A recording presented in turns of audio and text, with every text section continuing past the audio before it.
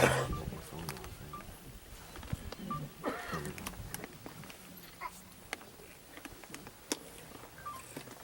teacher voice.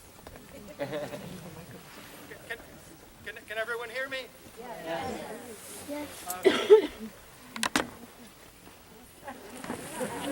can see all of you. No, good morning. Ohio gozaimasu. My name is Chris Mercoliano, and first I want to thank the rain gods in advance for their patience and their forbearance. All right, let's all keep fingers crossed. Yeah, and then I want to thank all of you for coming out today. Wow. And I want to welcome you to the celebration of the 20th anniversary of the Grafton Peace Pagoda.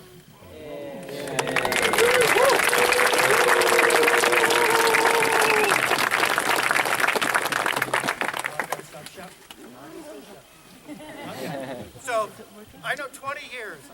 20 years. It's incredible. It's a little hard to believe. Shouting more.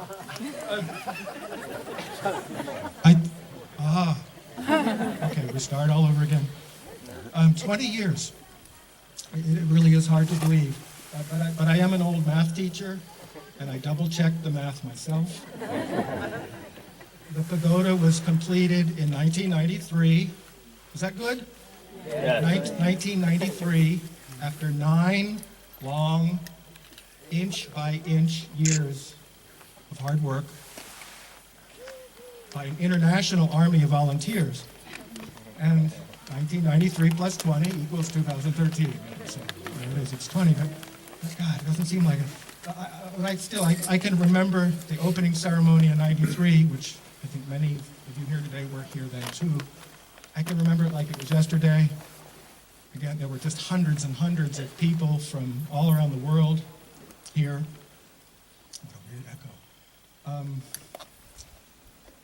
Many of them had come in the preceding days and weeks, actually, to help miraculously finish the work, like just at midnight, the night before. I remember the line of parked cars stretching down Crandall Road, farther than I could see. It was just a memorable, unforgettable day. Yeah, and today is too. We have a really special program today. We have special guest speakers, special guest performers. We're in for a big treat. And then, as always, there'll be a community feast right after the festivities. So please don't go away. Now, the reason I'm your MC today is that I'm from the Free School in downtown Albany, which is about 45 minutes from here. At the Free School, and then many members of the community that grew up around the Free School, which was started in 1969, we go way back to the pagoda's early days, and we did, along with many of us here, we did quite a lot to help build this pagoda and also the temple. But before that, before I talk about that, I want to backtrack, and for those of you who don't know the story or only know part of it, I want to very briefly tell a brief version of the story of why this magnificent stupa is here in the first place. Okay, so here's how it goes. When Junsan was initiated into the Nipponzan Myohoji order, she and her teacher, Nikadatsu Fuji, who was nicknamed Guruji by Mahatma Gandhi, decided that Junsan should come to the United States to support the human rights struggles of Native American peoples. And so in 1978, Guruji, Junsan, and a number of other Nipponzan Myohoji monks participated in what was called the longest walk, which was from Alcatraz in California to Washington, D.C. It was kind of a giant native civil rights march organized by the American Indian movement. And when they reached Washington on the last day of the march, of the walk, Guruji delivered a speech at the Capitol in Washington in which he he kind of summarized his thinking, his reasoning for sending Junsan to us. And at the very end of the speech, right, almost at the end of his speech, he said, and quoting him, "The religious faith that Native Americans have carried down to this day will be the source for creating lasting peace in the future." Oh, I'll read it again. Got to do it in 10 minutes. "The religious faith that Americans have carried down to this day will be the source for creating lasting peace in the future." Amen. So, anyway, on the walk, Junsan became good friends with AIM co-founder Dennis Banks. You know, they walked 3,000 miles together. They had plenty of time to get to know each other. And so then, fast forward to 1984. I'm going to speed up here. In 1984, Dennis was being given sanctuary by the Onondaga Nation because the government was after him for his role in organizing an AIM protest in South Dakota. This brought Junsan to Albany every month to fast in front of the New York State Capitol and then pray that Governor Cuomo would respect Onondaga sovereignty and not let the state police come in and arrest him. And then Junsan would get up and walk to Onondaga and fast and pray for Dennis. And then she would turn around and walk back to Albany, and just repeat the cycle. And this action, Junsan's action, got the attention of an old activist here in Grafton named Hank Hazelton. God rest his soul. And Hank had started an organization called RAIN, Rights for All Indigenous Nations, and to support Native, organize around Native issues, and he was also supporting Dennis. And so Junsan and Hank became friends, and this led to Hank deciding to donate this land to Nippon-zon Mihoji so that they could build the second American Peace Pagoda. And so you see that this connection between Dennis Banks and the pagoda also, it's very deep and goes way back. And that's why, again, God willing, Dennis will be here to be our keynote speaker later. He's on his way. It's a very tight schedule. Okay, so here's the free school version of, the way the free school connection happened is this. Whenever Junsan was in Albany, she would stay with Liz Pearson, who was, God rest her soul. Liz was an old Quaker activist, and she lived right across the street from the free school. And so one morning, the free school founder, Mary Loya, who's now 93 and going strong, she lives over in the Berkshire, she couldn't come today, but she's 93. Mary and I were standing out in front of the school, and we saw Junsan coming down, leaving Liz's. And Junsan got to the bottom of the steps, she took out her drum, she blessed the house, and Mary and I looked at each other and said, oh my God, she must be part of that religious group that we had seen in New York City when we took free school kids to the Nuclear Freeze March in 1982. And so Mary ran over and grabbed Junsan and introduced it, and said, come, you have to come and see our school. And Mary came over to the school. Junsan came over to the school and visited for a bit. And I just want to say one thing, that what I noticed right away is that the children were very drawn to Junsan because of the way, she has this way of respecting children and loving them unconditionally that they're just so drawn to. So Junsan kept coming to visit whenever she was in town. She would bring the kids books and videos about environmental issues, Native issues, Big Mountain and so on. And then the kids sometimes would go over and sit with her at the Capitol. And then one day Junsan told Mary and me that she had this idea to build a giant stupa out in Grafton using only volunteer labor. And Mary's spirit is just as huge as Junsan and her determination. So Mary was just like, oh wow, that's great. And don't hesitate to let us know when you need help. And I was sitting there thinking to myself, this is totally insane. Madness. But anyway, it wasn't long before the first phone call, Mary-san, can Free School please to come out to Grafton and help turn over Gendai Hoto so that Tom Matsuda-san can carve Namu Myoho Renge Kyo in other side. And so Sunday morning, a bunch of us went out here. It was lying over there somewhere on the ground. And you got to picture the scene. It's early spring. No construction on the pagoda had started yet. It was early spring, so the ground was really wet and really soft. The snow had just melted. And so picture, I don't know, maybe there were, including Jun-san, maybe there were 6 or 8 of us. And here's this stone obelisk that's got to weigh 20 tons, maybe it's 40 tons, I don't know.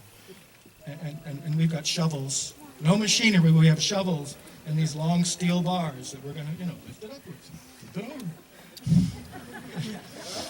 And so after, I don't know, hours, all we had done was get completely covered in mud and sink a bunch of rocks and wooden blocks deeper and deeper into the earth under the stone, where we hadn't budged that Gendai Hoto 1 damn inch. And so I'm standing there, of course, just keeping it to myself, but now it's like, I was right. She's crazy! But no, I was obviously very, very wrong.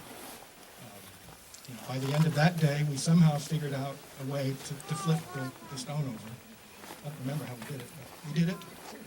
And then for the next 9 years, I know the impossible just kept happening over and over and over again, and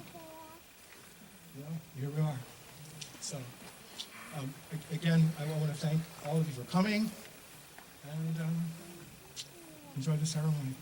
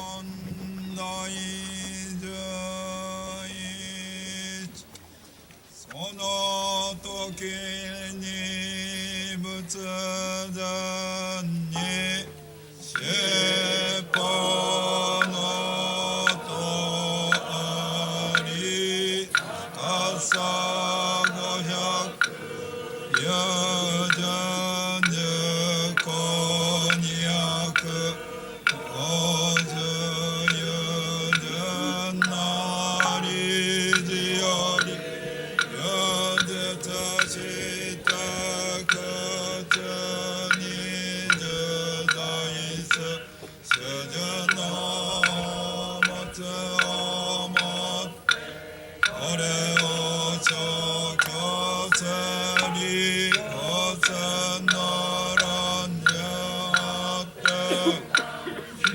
専門なり虫ののばもって本力となし宝の余楽を取れありゃ満足にしてこそ上にかけたり何にみなたまらばせん何の顔をいだして世界に不満せりこのもろもろ万害は今後るりさこめ千十万円の尻尾を持ってご上し高くして道具に至る33点は女だけを売らしてことに供養しよう蒼天竜や上限のつばしらかりら金なら孫らが人否人一切の稽古余楽番外義学をもって音に供養して苦行三段したて祭るその時に音のうちより第四条をいだしておめての玉枠全財全財坂無に生存ほど大消防殺法仏所5年両家教をもって大衆のために起きたの悪のごとし悪のごとし悪無に進殺のごときは皆これ真実なり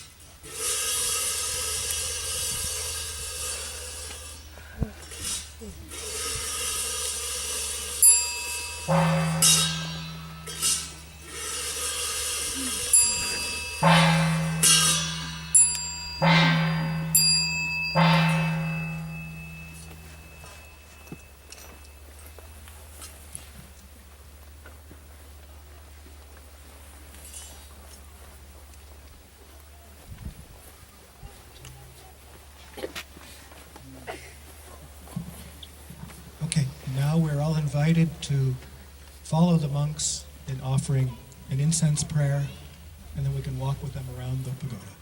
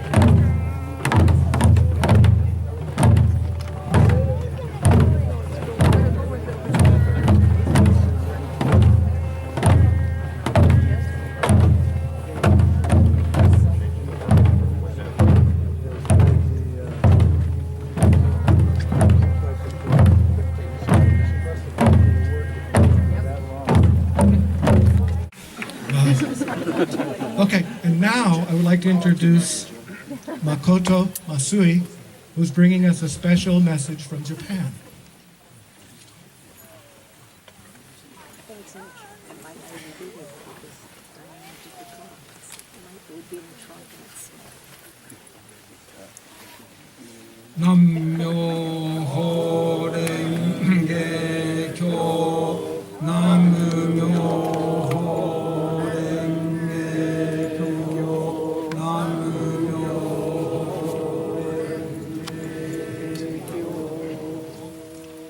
First of all, thank you very much for your contribution to the Peace Pagoda and helping Yasuda-san for many years.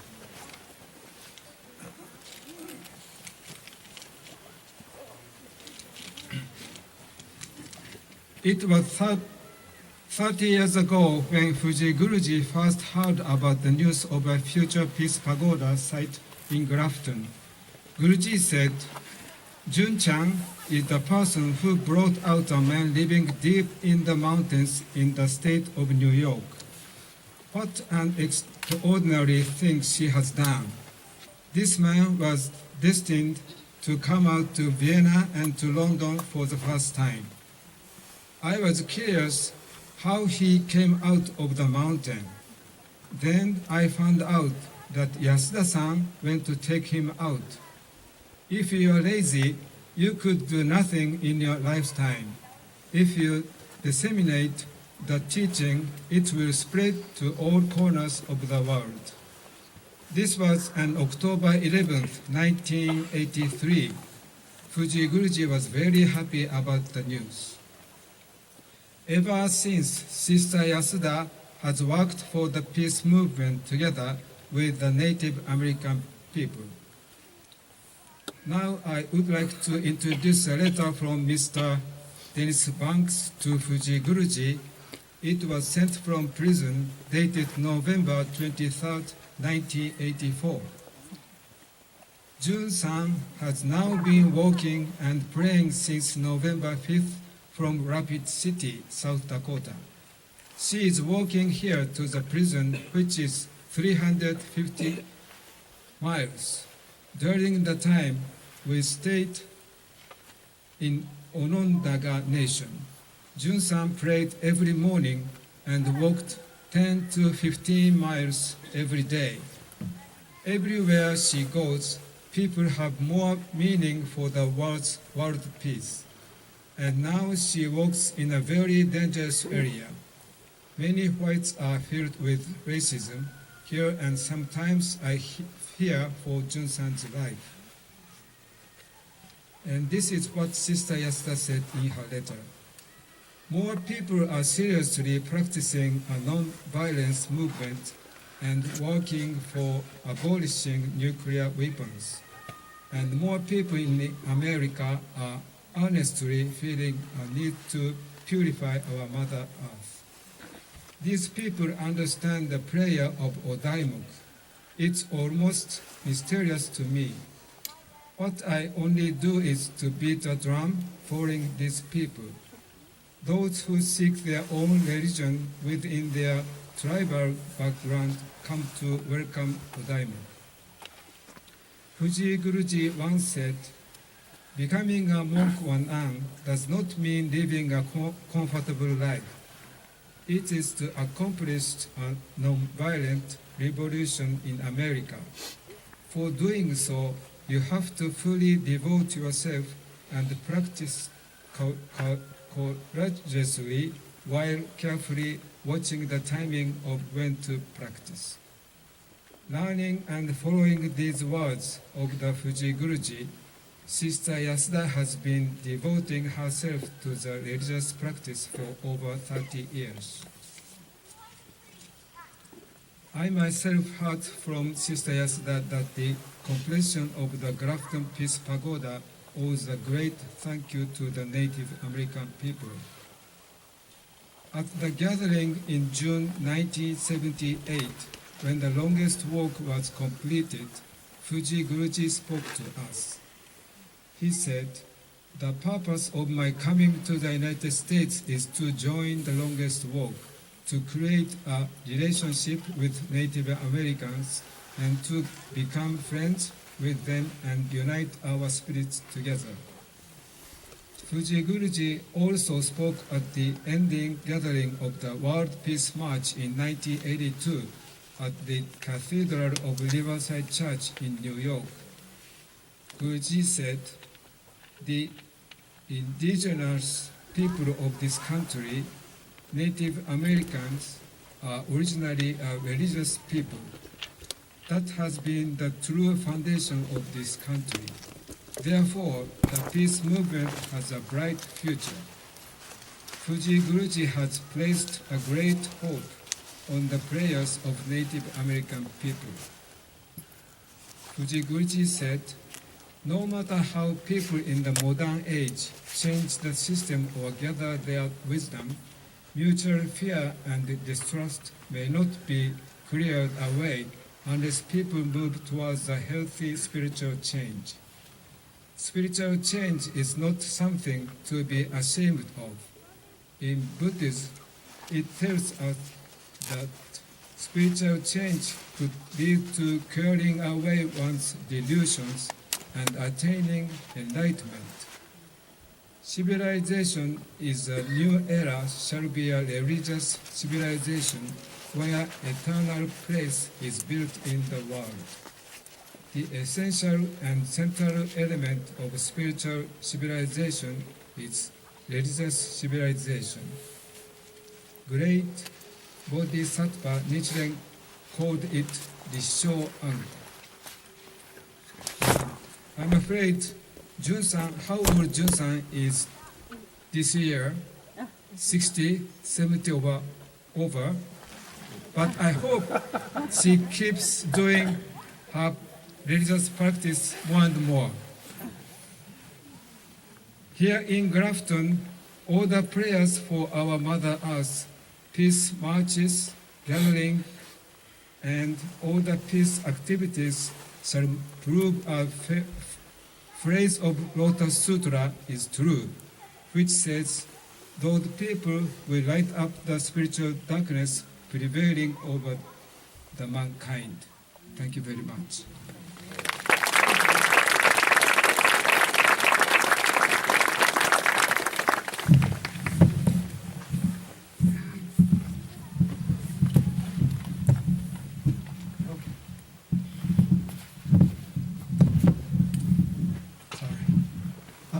arigatou gozaimasu, Masui-san, especially for your beautiful English. It was very, very well done.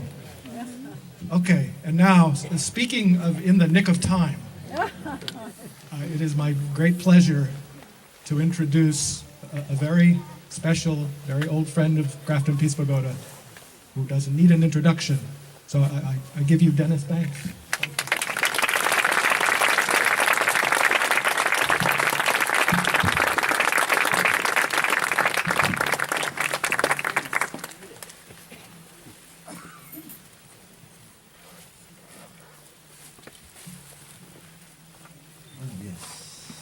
Can somebody catch me if I fall?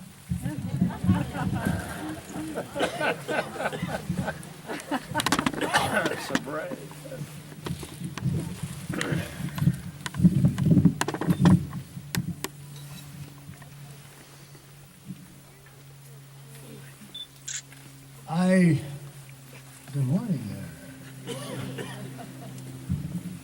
I got up pretty early this morning, and it was very foggy. And my granddaughter said, "Grandpa, where are you going?" I said, "I'm going to go see Jun-san." And she said, "Tell her I said hello, and I'm going to go back to sleep." So, I don't know how many years ago we came here. A young boy by the name of Daijiro, I called him my son, and we came here to see Jun-san. Before there was just there was a small place to pray over this next little village over here, or homes. And then we came over here and we started to be part of the crew that was picking rocks. And you couldn't really shovel too far down, and you're running into rocks or the tip of a huge boulder. And we spent a week here, and I will remember that all my life. And I never came back until it was completed. I was waiting in the sideline thinking, is it done yet? Are they through with the rocks? So,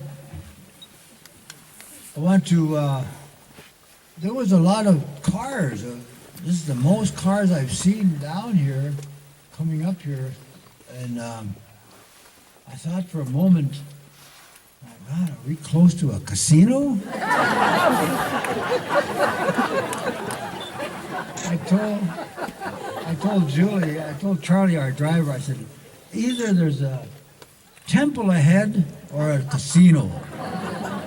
But either one would do me good. But I've enjoyed many years, most of my adult life. 3/4 of my adult life have been associated with the words Nam Myoho Renge Kyo, and by the people that chant them.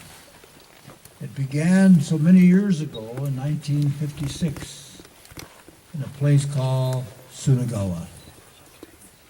And I was in the military at that time, and they woke us up very early, saying there was going to be a huge demonstration against the base by people who were protesting the planned expansion of the runway. And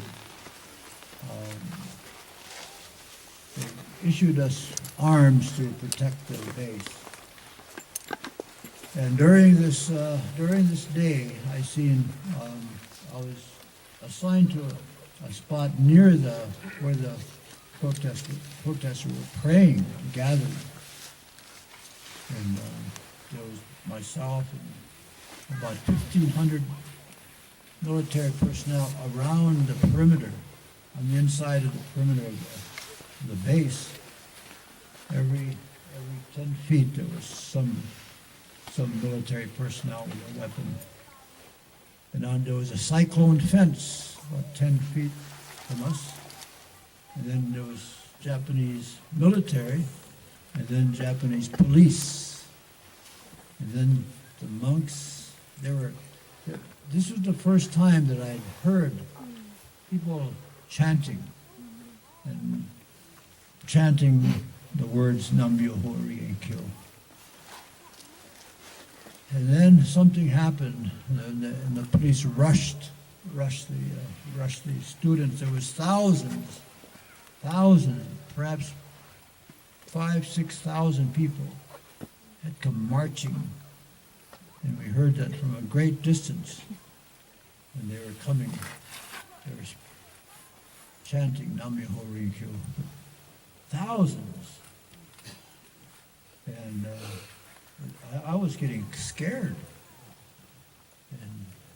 But the mood was I was getting chilled, not cold. I was just getting, it was very impressive. And for a moment I thought, I should be over there. And because what was about to happen was that the police had rushed all of the people that were gathered there. The monks were sitting down, praying, chanting, and they start hitting the monks, and they're hitting them with these clubs, hitting them on the head, and it sounded like coconuts. And that's when, I couldn't, I had chosen the military to be my career, but it was that incident which I realized that I did not want to be part of the U.S. military.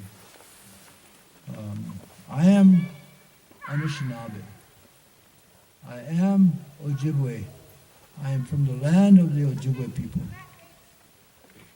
That is who I am. And that's who I was when I was standing there at Tsunagawa.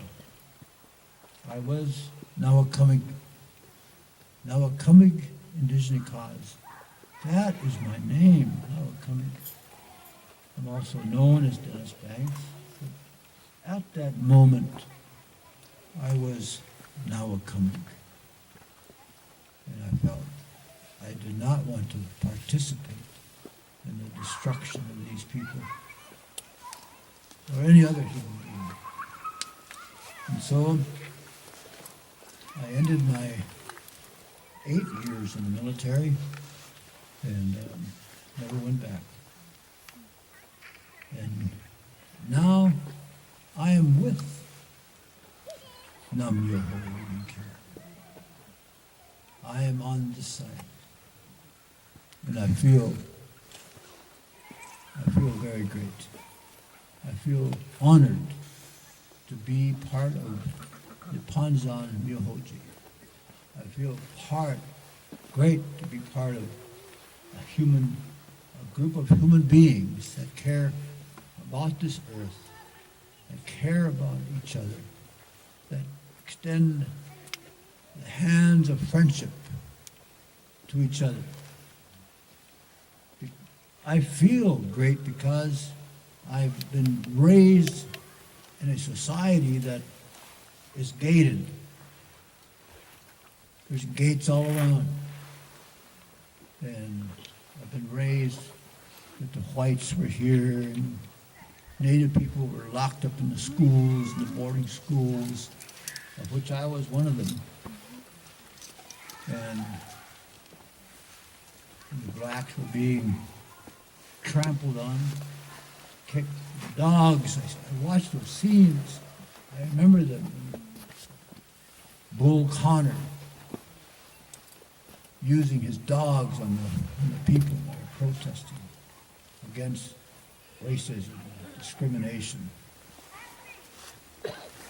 There is an ugly history of the American experience.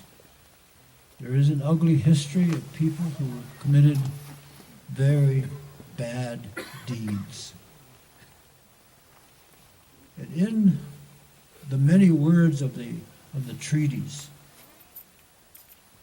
there are words that says, if there exists bad men amongst our people, bring that man forward, and we will expel them from the reservations.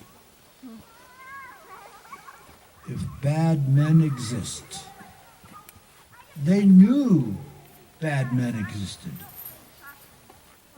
We knew it. And we insisted that the language be very clear. If bad men exist. When I was in Japan, in Tsunagawa, I filled the description. I filled those shoes of the bad men. But inside me, I could not commit I could not follow the orders of what shall we do if they come over that fence. And the order was to shoot them. And Sergeant Johnson asked, do we shoot to maim or to injure? He said, no. You shoot to kill. This was a peacetime order given to us to shoot to kill. People who were defending their own land. And stories and scenes raced through my mind that I was living something that had happened before in my history, in our lands in America. That bad men did exist. So when I met the Panzan, they never asked for any of our land. They never carried the Bible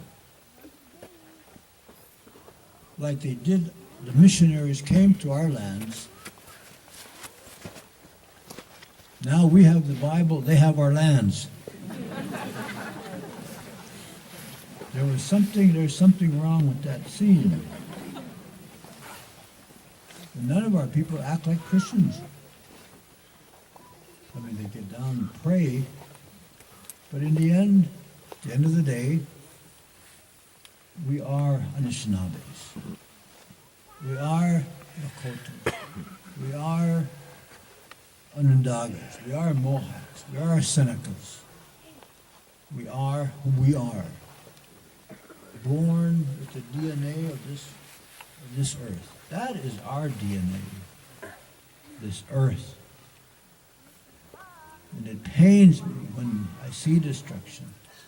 And I remember during 1988, we ran through a place in Japan where they were building this nuclear facility. And then 2 years ago, that same place where we ran through and where Emmett Eastman said, you shouldn't be doing this. Something bad's going to happen. You don't know the power of Mother Nature. Mother Nature can take it away from you. Maybe an earthquake might happen. It'll come crashing down. And all the king's men and all the king's horses can never put it together again. And that's the danger that I've seen at Fukushima. I was there. I was there also 2 years ago and a year ago. I've been many places with Panzan. I've met many good people. And I have not met one bad man amongst them. And nor do I sense that there is a bad man amongst this crowd. It's a good It's a good feeling for me. I feel safe. I feel that there is not a target on my front or back. And I can lift my hat off and my hair will be, my scalp will be safe.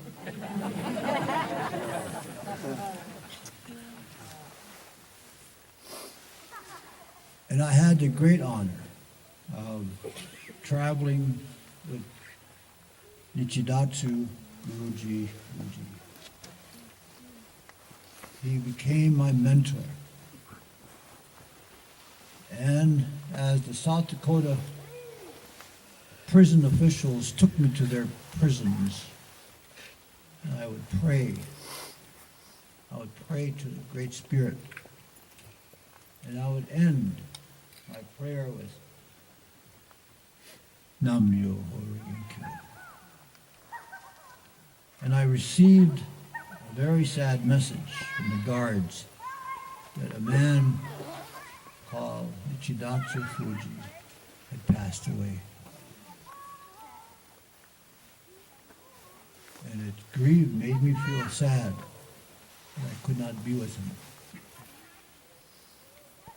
Because he sent me to those mountains in India, sent me to the mountains in Sri Lanka, where pagodas were up there. That's why I feel that my life has been strengthened by my travels with the monks and nuns of Nipponzan Myohoji. And I will travel with them forever, wherever I go. I have in my home a temple, and I have 4 drums, and ready for Jun-san to come and visit. Because I know someday she will be there. And she might bring visitors, so I have the extra drums. So Katashoni and all of the monks and nuns of Nipponzan Myohoji, I owe a great deal to you. I have lots of faults, but ingratitude is not one of them. I'm very thankful. Because you have done more to save my life than I've done to build your pagodas.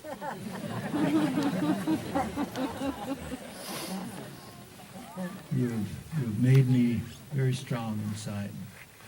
And I think that's what's important. So I would like to borrow a drum.